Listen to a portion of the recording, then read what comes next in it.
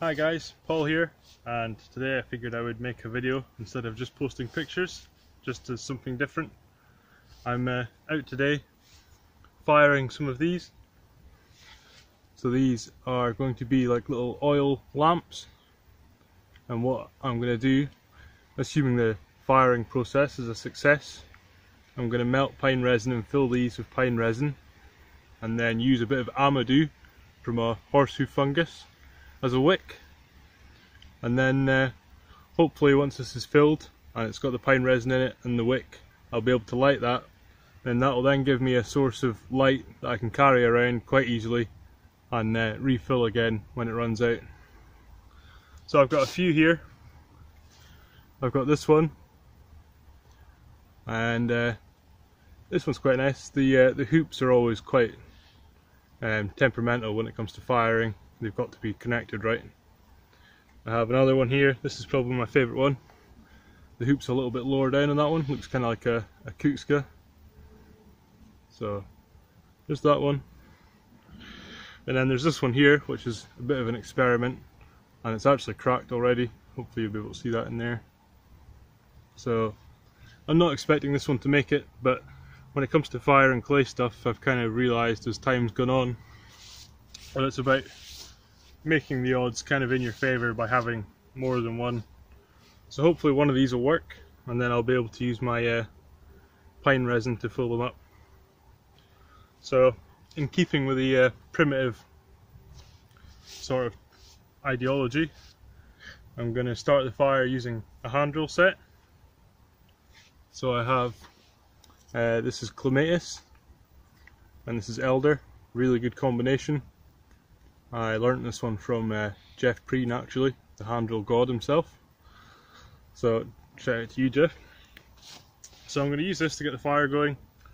Dry these by the fire for a wee while, and then once I feel they're dry enough and the fire's gotten hot enough, I will then move them into the embers and then gradually build the heat back up. It'll be a really nice big fire to make sure these get up to temperature to actually fire them properly. So anyway, enough rambling on. I'll try and get the fire going using the handrill here.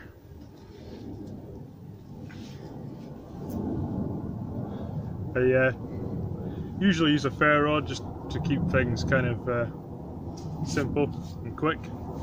But I figured, you know, when it comes to handrill, you kind of got to practice it to keep your hands in good condition. So I figured I would break out the set and see how we get on. So I'm just going to warm it up first using the floaty hand technique. So this is putting downward pressure and keeping my hands up at the top, and I can just kind of keep this up. As you can see, it's not really any stress, and what this does is just warm the set up. And then when I start to see smoke, I'll start doing regular passes, so my hands will go all the way down the spindle like this.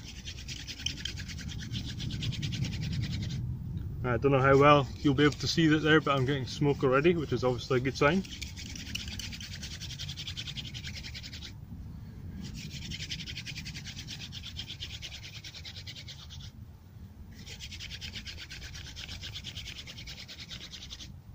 So just do a few passes to build up the dust, and then I'll really give it some welly after that.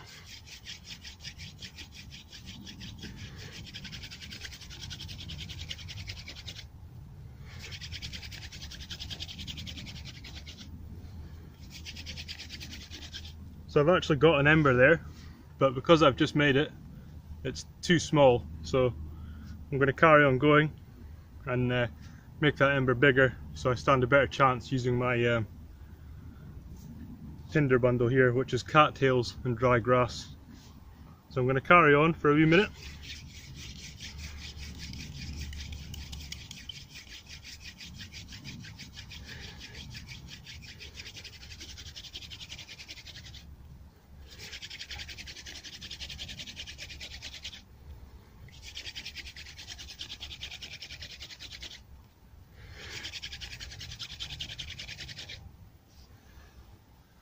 So there we go, that should be big enough.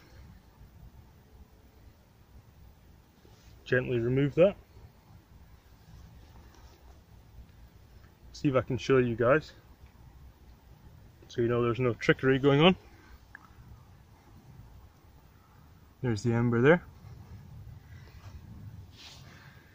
Now I'll put this in my dry grass and hopefully blow it into flame. I've got my sticks already here, so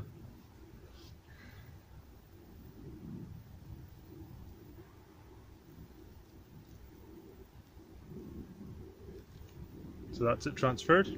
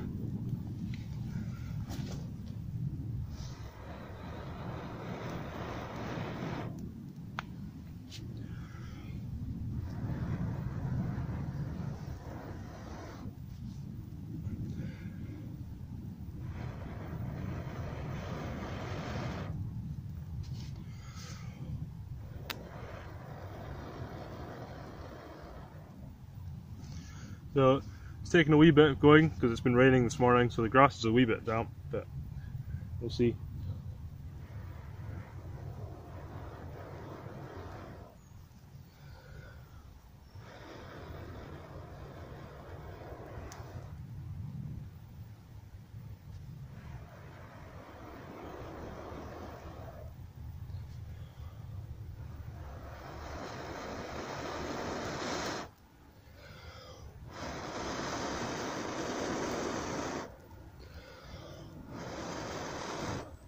There we go. We got our sticks on.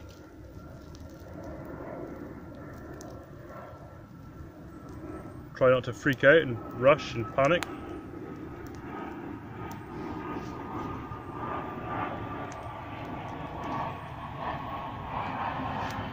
And then we follow up with sticks that are just slightly bigger again.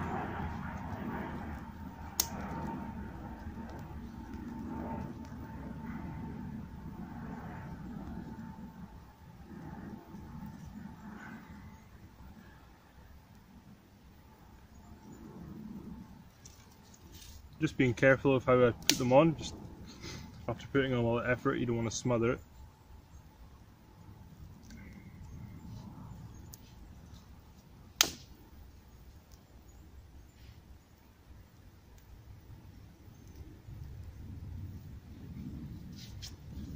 So there we go, that's the fire built up, and I'm going to wait for this to build up even more, get a nice bed of embers, and dry out these oil lamps next to the fire.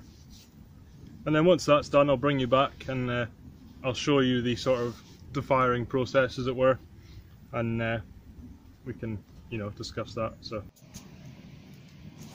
hey guys, so this is the warming process that I'm doing, and as you can see, I've got a nice bed of embers here now.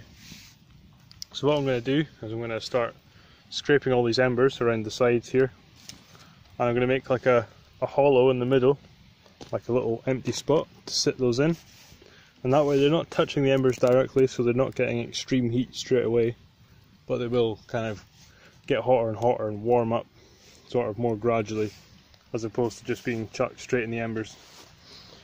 So what I tend to do is just grab one of the sticks that's on here.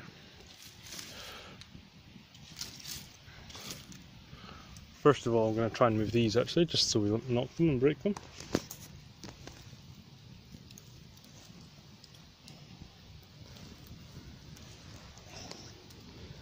So far so good, no cracks or anything.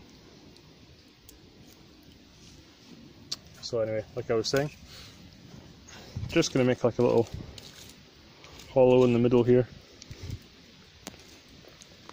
And the fire isn't too big just now, because all I'm trying to do is just warm it up. And thermal shock tends to be one of the biggest pottery killers. So as you can see, I've got no embers in this middle section here, all the embers on the outside. And that way, like I say, it's not an extreme change of temperature. They will start warming up a lot quicker than they have been sitting by the side of the fire, but it's not so extreme that if there's, you know, any moisture left in them or bits of a plant or whatever, it's not going to go up in flames and crack the whole pot. So all I'm going to do now, take these, just set them in the middle here,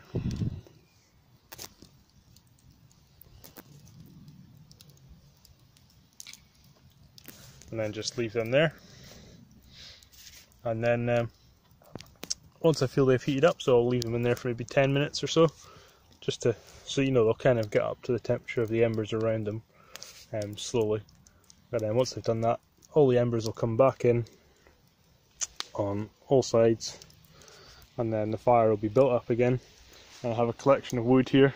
All this wood will be going back on, and that's when the fire will be big, because the temperatures, I can't remember the temperature off the top of my head, but I know it, you know, it needs to be really hot for it to fire properly. So, and to get that kind of, what I'm really going for is to get it hot enough to fire so that liquid isn't going to affect them anymore. So when you fire pottery, it's the firing process that makes them sort of able to carry liquids or be submerged in water without turning into clay again. So once this is warmed up, I'll come back and I'll show you the fire building up process, and then once that's done, we can uncover it all and have a look at the results, and fingers crossed we will have something to show for it at the end of it. So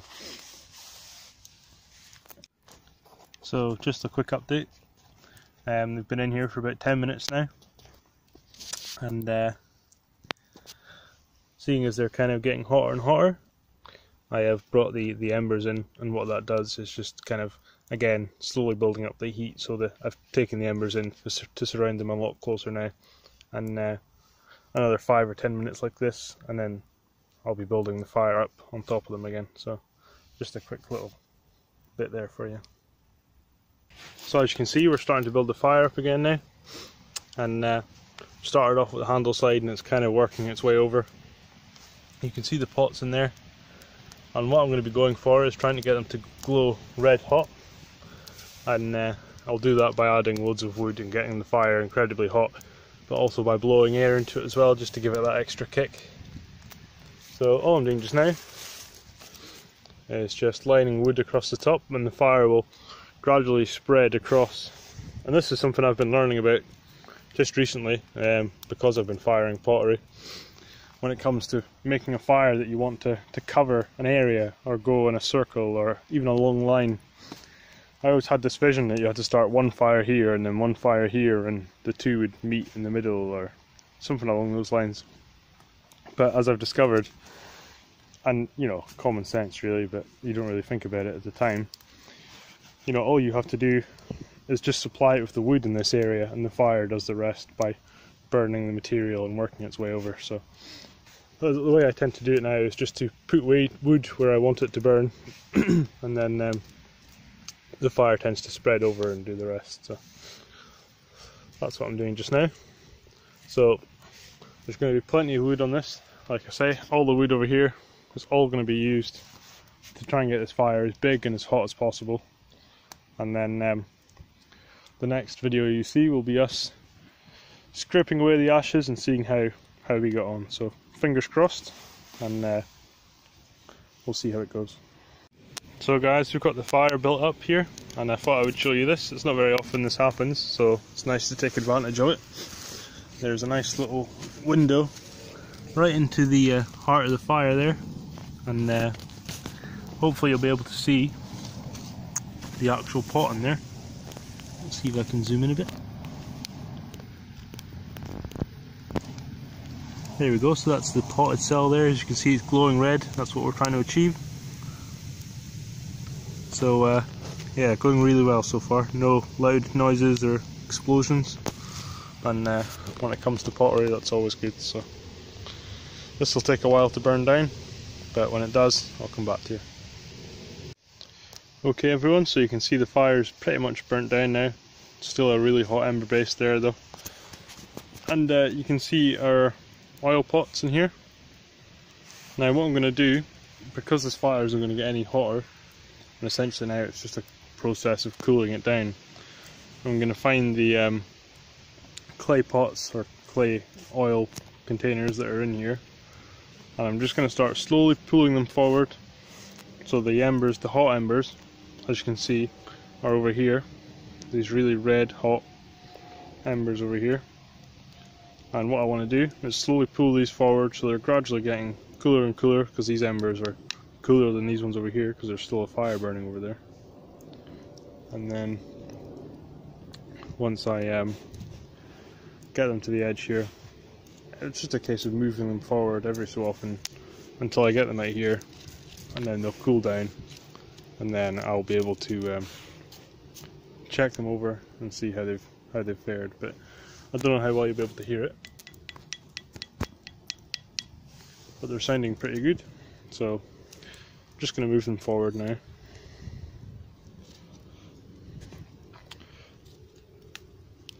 And then I'll come back to you once I've got them out and we can take a proper look. Okay everyone, so that's the firing done in the clay pots. They came out alright. It was kind of a mixed bag. There was some good ones and some bad ones. The best one is probably this one. And as you can see, it turned a really nice sort of red colour. And the handle came out okay. Don't know how well you can hear it, but it sounds like it's supposed to, which is a nice sort of solid chinky sound to it.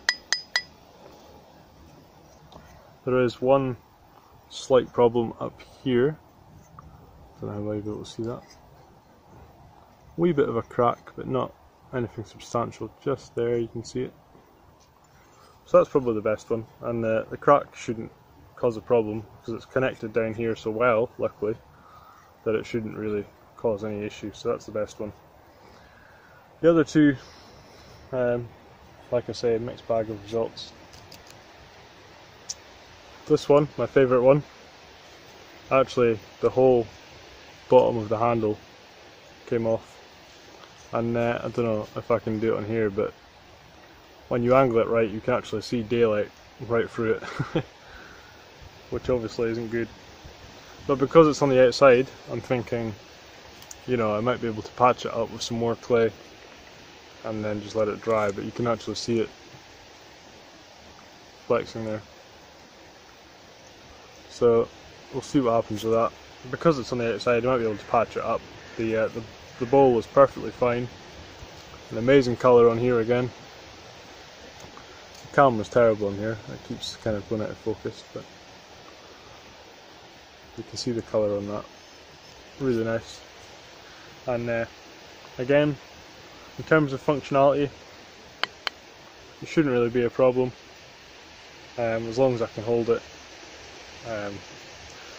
The clay should be tough enough that even just this section here should be perfectly fine. And again, sound, not as good as the other one because it's got that crack in it, but not too bad. And last but not least, there's this one, and this had a crack in it to begin with, if you remember, and you can see that there, and that actually had no real sort of impact on the structure of the bowl, which is good. A crack formed down the centre here. Again, the camera's terrible, so you might not be able to see it, but just up there. But again, doesn't really seem to affect the functionality of it, so it'll still be perfectly usable. And these things are pretty simple to make, it doesn't take much, and if they do break, then it's not a big deal. And I think this one, for my ears, sounds the best. So quite happy with it. See if I can get it to make a nice noise. There you go. So there we have it, folks. That is 3 clay oil lamps, and there'll be like an update post on this one where I actually fill it with some pine resin and see how we get on lighting it using the Almadoo. So that's going to do it for me. Hope you enjoyed, and I will see you all again soon.